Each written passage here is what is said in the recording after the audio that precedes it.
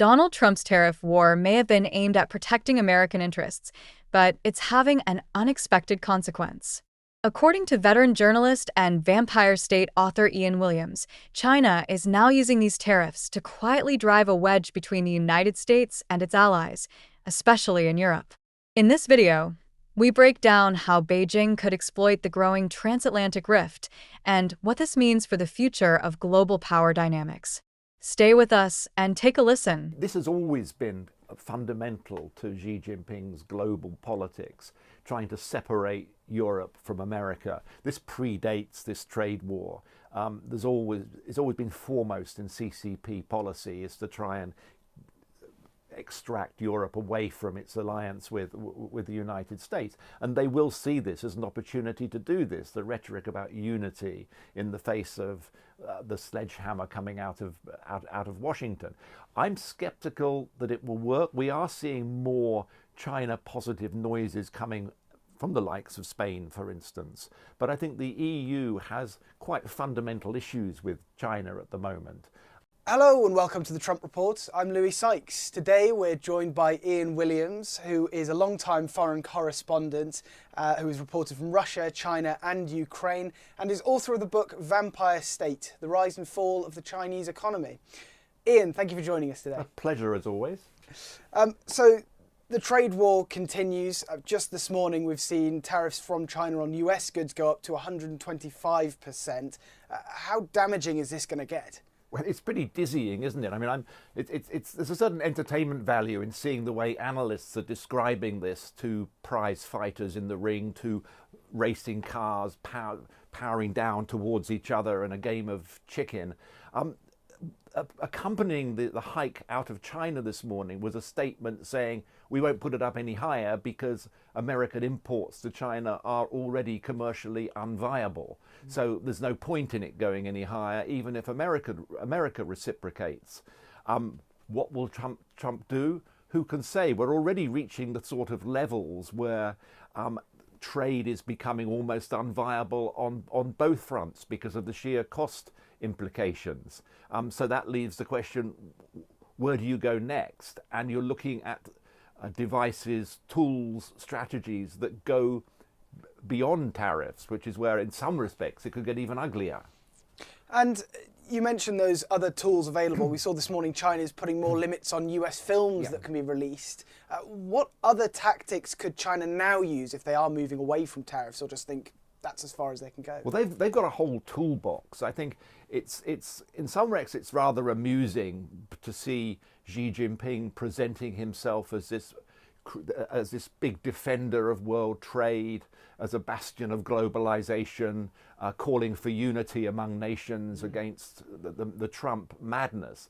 Whereas in fact, China's rise has seen it game the system every which way it can in terms of rule breaking and in terms of coercion. There's an entire toolbox that China has developed over the years to coerce companies, to coerce countries, whether it's in handing over technology, whether it's in parroting China's policy lines on various things. So it has got a lot of tools at its disposal. One is to target individual companies or sectors. We're seeing this with Hollywood, with now restricting the number of US films. Well, films were already tightly controlled into the Chinese market, and in fact, we've seen this rather ugly performance by Hollywood of kowtowing to Chinese censors by eliminating any criticism of China in their movie scripts. Perhaps that will now change and we'll see a few more Communist Party villains in Hollywood scripts. I don't know, but certainly that sector, the money's not huge, but it's high profile, it sends a message. We may see boycotts organised against specific sectors. We've seen this, for instance, in clothing companies that have had the audacity in the eyes of the CCP to criticise forced labour, say, in Xinjiang, and to distance themselves from that. And those companies have been targeted. There have been huge campaigns online against them, consumer boycotts organised, presented as spontaneous patriots, but of course egged on by the CCP. We may see more of that. We may see a devaluation of the renminbi, the Chinese currency, to make its exports cheaper to offset some of the impact of tariffs. We may see China looking to shift its exports, to develop its relationships with other neighbouring countries in Southeast Asia. It's already putting feelers out to the EU. It's saying, look, let's unify against this, this madman in Washington.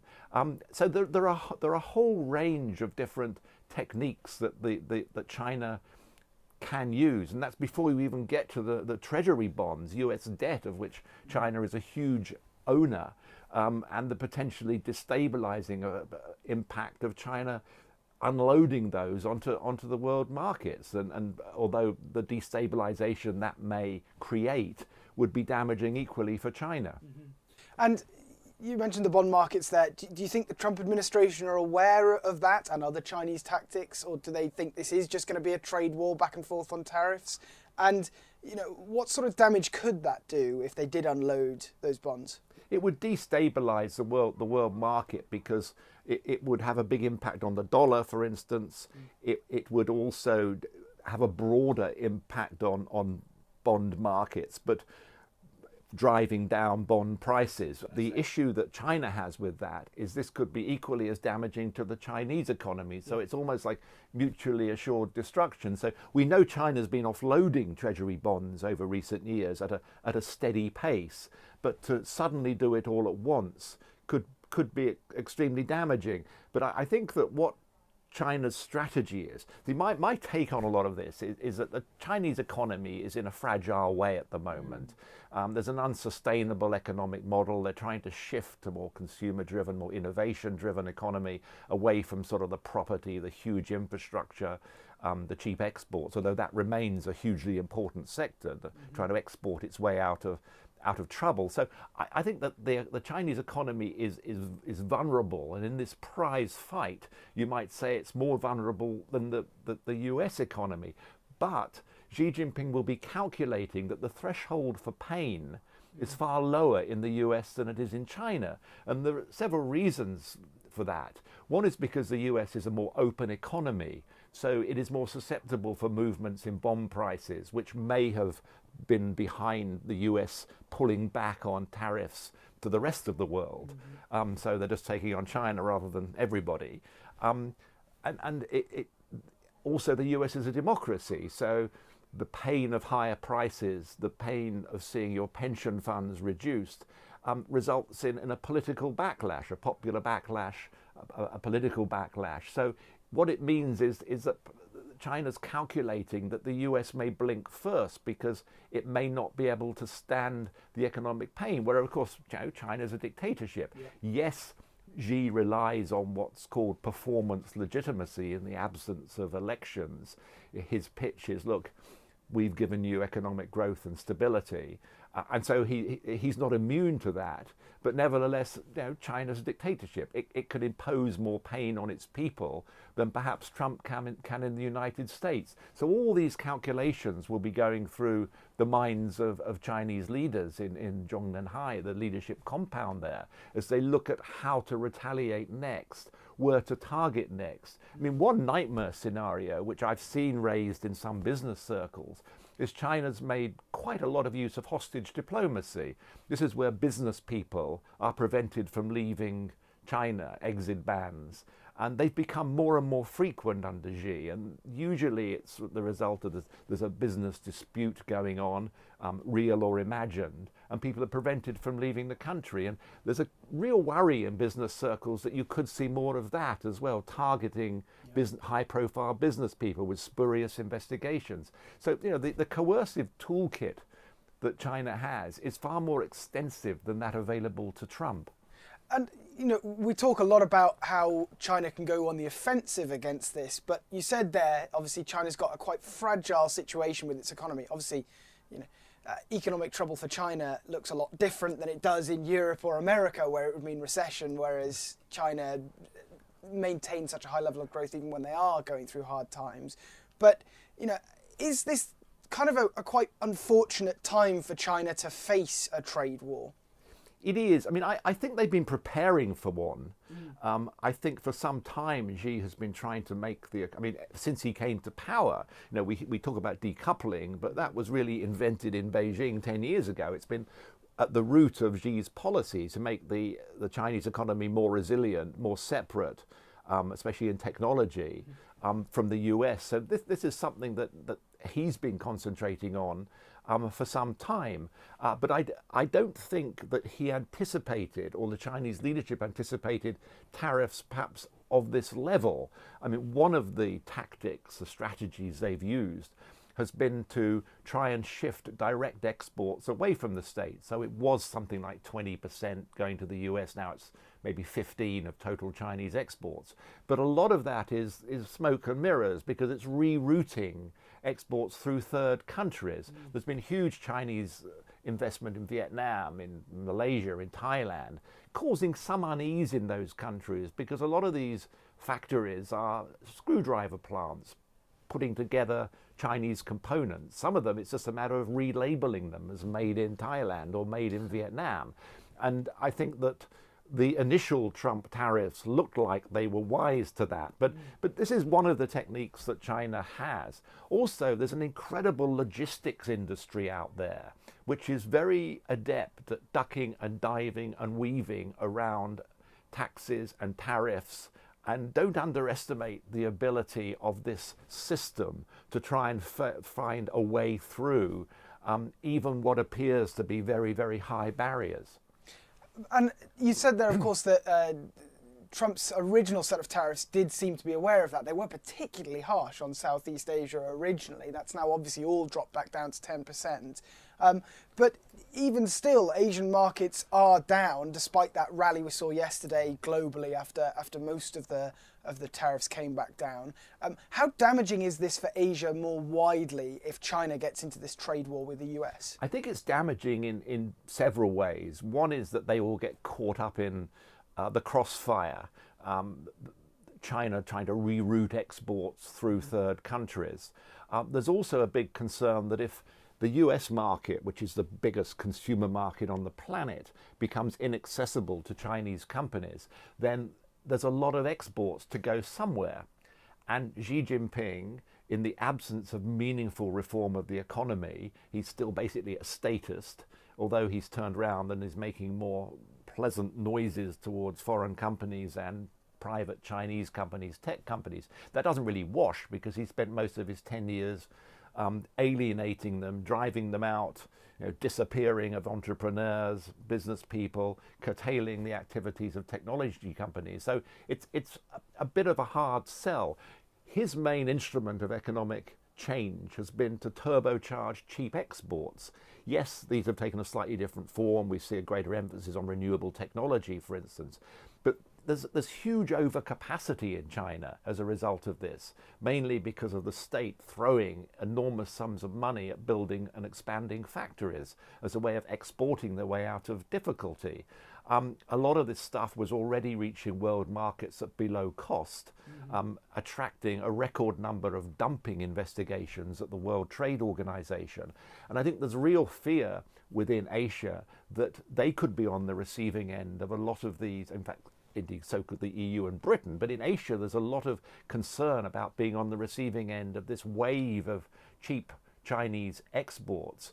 And perhaps they're more vulnerable because a lot of those exports that may end up in Britain, for instance, we don't have an industry that competes with them anyway.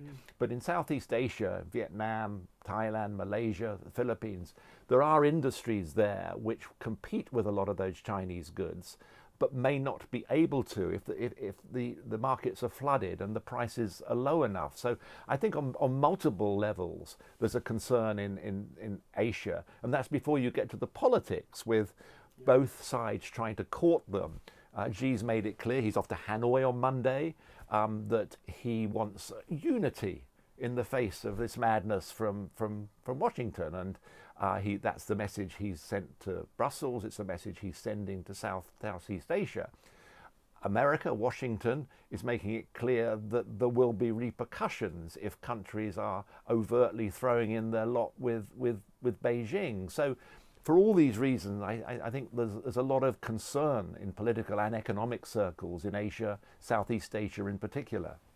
And we spoke there before about how, you know, there's a big difference in who gets hurt by tariffs in America versus China. You know, the US being a democracy naturally has more of a problem if people start to complain because the prices go up. But China has had troubles recently. I'm thinking about the end of the COVID restrictions in China. That was largely because of a popular uprising. I mean, is there going to be at least some thought in Xi's mind of actually, if we do put these tariffs up, if prices do start to go up, you know, among Chinese people, that there could be some sort of popular reaction? Yeah, I mean, I think that is certainly on his mind. You mentioned the protests at the end of the zero COVID period, the white paper protests, people holding up A4 sheets of paper, nothing on them because it was a protest against the lack of freedom of expression. Mm-hmm. But those protests encompassed the middle class, students, working people. That's what spooked the Communist Party. And at the back of its mind is this concern, because, you know, there is this unofficial compact we hear about a lot that the party has with the people that, you know, you steer clear of politics and grasp the abundant economic opportunities we give to you. So, you know, keep quiet, shut up on the political front, and we will make your lives better. When and if that starts to break down, then there is a danger that you see protests, that you see unease, and he will be aware of that. And I think one of the ways they're countering that, Chinese social media is just packed at the moment with jingoism, with, you know, very racist cartoons about fat obese Americans sitting on production lines, which used to be in China. It's pretty awful stuff actually that's out there. It's very jingoistic, it's very chauvinistic, and it's one of the CCP's techniques is patriotic hackers or patriotic netizens, call them what you will, have always been allowed much more space on Chinese social media than, of course, critics of the regime, who were quickly stamped out. And what you're seeing now is a real surge in this sort of jingoism, chauvinism, patriotism, call it what you will, at the Americans' expense. And you're also seeing, interestingly, we saw this in the first round of tariffs back in 2019, Trump won. You're seeing a lot of old movies reappearing from the Mao era, of the Korean War era, with America as the real villain and Chinese military heroism standing up to the American bully. So I think you're seeing two things here, that yes, Xi is aware that there is a danger of a backlash, it's a dictatorship, but, you know, he still has to be sensitive to public opinion to some extent. Xi is not totally impervious to public opinion. We saw those protests at the end of the zero COVID era, when people took to the streets with white pieces of paper, A4, protesting the lack of freedom of expression. And Xi backed down. Soon after that, they abandoned this crazy zero COVID campaign that they had. And I think in the same way, yes, he'll be aware that perhaps there's a greater tolerance of pain in China because there are less outlets to express discontent, but that discontent can still come out in different ways. Now, what we're seeing on Chinese social media, which is fascinating, that we often see this at times of tension or when the party is in a bit of a corner, is this huge outpouring of chauvinism, patriotism, nationalism, call it what you will.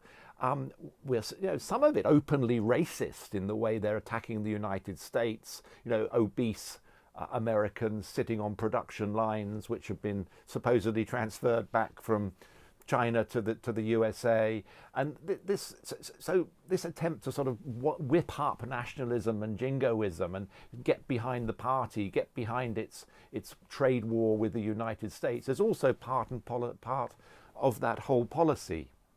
And, you know, Trump says that China wants a deal, despite all of this bad blood that he's generated. You know, but can he get that deal? And more importantly, even if China says they want a deal, can Trump trust it? I mean, I'm thinking, of the 2017 deal they supposedly struck, which pretty quickly collapsed. Yeah, I suppose part of the reason for that collapse is we did get into the whole COVID era as well before it really came through. I mean, both sides behind the rhetoric is, we're ready to talk, we're ready for a deal, but it's hard to see where that deal is and how that deal can be struck. And also, there are so many contradictory things that come out, particularly from Team Trump. For instance, when the tariffs were eased on other countries, and it's become Trump versus China versus rather than against the world, it was presented initially by a lot of those around him as a part of an incredibly intelligent plan they had, and all part very well method behind the madness thought through. But of course, Trump himself soon said, well, it was the bond markets. They were going crazy, they were unnerved. So there was a real systemic threat to the economic system. So it's hard to see at the moment where that negotiation takes place. Some people have talked about grand bargains with China, but it's hard to see what that bargain could be and where it might be struck. So I'm certainly in the short term, I'm not optimistic that this is going to lead to meaningful talks. And Xi Jinping himself certainly seems more interested in dealing with Europe at the moment. I mean, I believe he's been in Spain this morning saying that he's called on the EU to jointly oppose US tariffs. Could Beijing use this trade war and those 10% tariffs that are still on the European Union and the UK to pull Europe onto its side? This has always been fundamental to Xi Jinping's global politics, trying to separate Europe from America. This predates this trade war. It's always been foremost in CCP policy is to try and extract Europe away from its alliance with the United States. And they will see this as an opportunity to do this. The rhetoric about unity in the face of the sledgehammer coming out of Washington. I'm skeptical that it will work. We are seeing more China positive noises coming from the likes of Spain, for instance. But I think the EU has quite fundamental issues with China at the moment, which go much deeper, and their priority is to come to an accommodation with Trump and to do so from a position of strength, to come to a mutually beneficial trade agreement, not to be seen to kowtowing to Trump, but to come to something which benefits both sides. And I think that'll be the EU's priority. And I think they will be very wise to China's strategy of trying to sort of pull them away from the US. And for similar reasons, I think Southeast Asia and Asia are and will remain quite wary of Chinese overtures for multiple economic and political reasons. And one of those reasons for Europe, undoubtedly, is going to be China's ongoing, not open, support for a war on the continent in Ukraine. Just earlier this week, Zelensky has come out at a quite convenient time and said that there are Chinese soldiers fighting in Ukraine, that they've captured 2 of them, that there could be as many as 155 Chinese nationals fighting in the Russian military. What sort of impact is that going to have, and might it bring Trump a bit more on side with Ukraine or a bit more on side with Europe? I think if we weren't in the middle of this trade war, this stepped up trade war, I think this would be a huge story. I mean, Chinese soldiers, they appear to be mercenaries. If they had any official sanction, that would be very, very serious. But nevertheless, the fact that you do have Chinese soldiers fighting with the Russians in Ukraine, I think that will be particularly significant for Europe, because of course the Ukraine war is something which is much more immediate and serious than it is for the Trump administration at the moment. But still, Zelensky is a smart character, and he sees this as an opportunity to remind the Americans of what they're dealing with in Ukraine and the geopolitics, the political stakes that are at play. I think there's a lot more that needs to come out. There's clearly some embarrassment in Beijing as to try and explain how these soldiers, we know that China has supported Russia in multiple ways, economic in terms of underwriting the aggression in Ukraine in terms of technology, dual use. But if Chinese soldiers appearing on the battlefield takes this to a whole new level, even if we put a more charitable spin on it and say that these are soldiers of fortune, these are mercenaries which have popped up on both sides. It's still a significant step forward. And the mercenary argument, well, yes, but China keeps far tighter control over its society than we see in the West. And it's, I think we're going to see more of this. And I think that it's interesting to me that we haven't seen anything overt coming out of Washington yet to follow through on this story. Well, I was going to come on to that because, Trump has said he will look into it. But it's surprising, isn't it, that the US haven't acted more so far on China and Russia's cooperation in this conflict, isn't it? It is, and this has been a big issue for Europe, particular, and it's the first thing that Europe raises in conversations with Beijing, is its support, overt and covert, for Ukraine.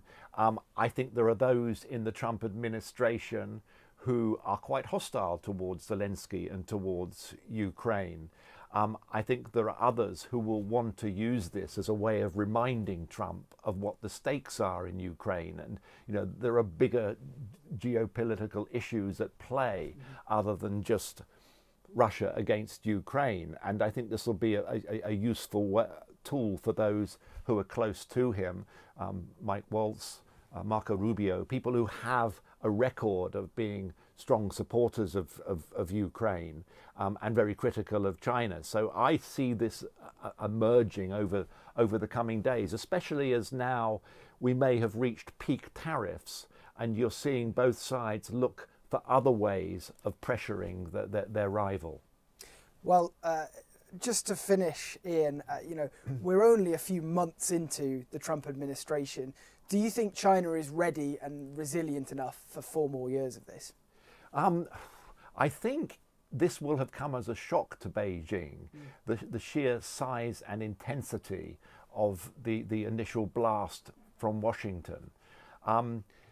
I think that the next 2 or 3 weeks are going to tell us whether there is room for negotiation, whether there is some strategy, some method behind the madness coming out of Washington, or whether this does effectively mean a hard decoupling of the two economies. But I think there will also be those around Trump that will be reminding him that, look, if your end game in this is technological superiority over China, then you might inadvertently, sometimes innovation is best achieved in adversity, and you may actually be galvanizing the Chinese economy in a way that runs counter to your original aims of coming out on top as a technological power.